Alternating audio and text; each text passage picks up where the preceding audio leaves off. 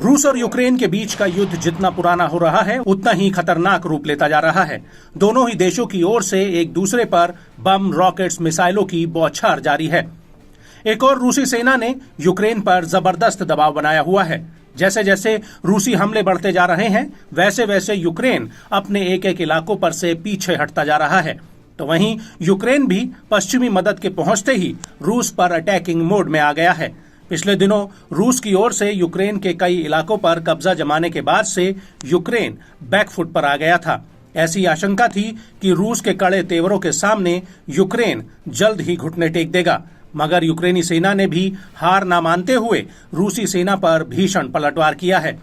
दोनों ही खेमों के इरादों को देखने से साफ जाहिर है कि फिलहाल युद्ध का अंत काफी दूर है। इस बीच यूक्रेन के राष्ट्रपति जेलेंस्की ने अपने पुराने फैसलों को दोहराते हुए एक बार फिर चौंकाने वाला फैसला ले डाला है।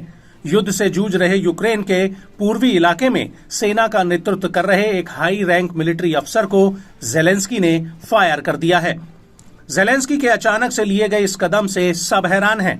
बताया जा रहा है कि इस फैसले से सैन्य यूनिट को एक बड़ा धक्का पहुंचा है। दावा किया जा रहा है कि अफसर पर रूसी हमले के दौरान सत्ता का गलत इस्तेमाल करने का आरोप लगा है। हालांकि जेलेंस्की का ये चौंकाने वाला कदम ऐसे समय पर आया है जब यूक्रेन ने युद्ध के लगभग 2.5 साल बाद भी कई महीनों तक पूर्वी इलाके में रूसी सेना को रोकने के लिए संघर्ष किया है। जेलेंस्की ने बताया कि यूक्रेन के आर्म फोर्स के जॉइंट यूनिट के कमांडर लेफ्टिनेंट जनरल यूरी सोडोल की जगह ब्रिगेडियर जनरल एंड्री गंतोव को चुनने का फैसला किया है। हालांकि जेलेंस्की ने वरिष्ठ कमांडर की बर्खास्तगी के कारणों के बारे में ज्यादा जानकारी साझा नहीं की है, मगर बताया जा रहा है कि यूक्रेनी राष्ट्रपति का ये फैसला एजोव ब्रिगेड के एक कमांडर की आलोचना के बाद सामने आया है, जिसमें एजोव कमांडर बोगडान क्रोटेविच ने एक दिन पहले स्टेट ब्यूरो इन्वेस्टिगेशन में शिकायत दर्ज कराई थी, जिसमें सोडोल की जांच की मांग की गई थी।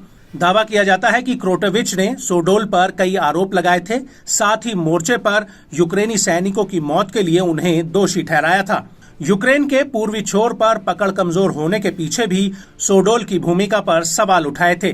कहा तो ये भी गया कि रूस से पराजित और परास्त यूक्रेन कई महीनों से बैकफुट पर है। रूसी सेना लगभग हर हफ्ते पूर्वी इलाके में नए गांवों पर दावा कर रही है, लेकिन कोई बड़ी सफलता हासिल नहीं कर पाई है। बताया जाता है कि सोडोल इस साल 11 फरवरी से संयुक्त बलों के कमांडर हैं। उन्होंने 2023 में डोनेस्क ऑपरेशनल कमांड को भी लीड किया था।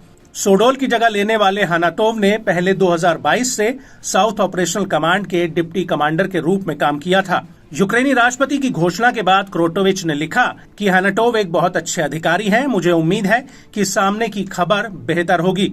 बहरहाल मुश्किल दौर से गुजर रहे यूक्रेन को बाहर के साथ साथ अंदरूनी जंग में भी जीत हासिल करनी होगी, नहीं तो आने वाले दिन बेहद मुश्किल भरे रह सकते हैं।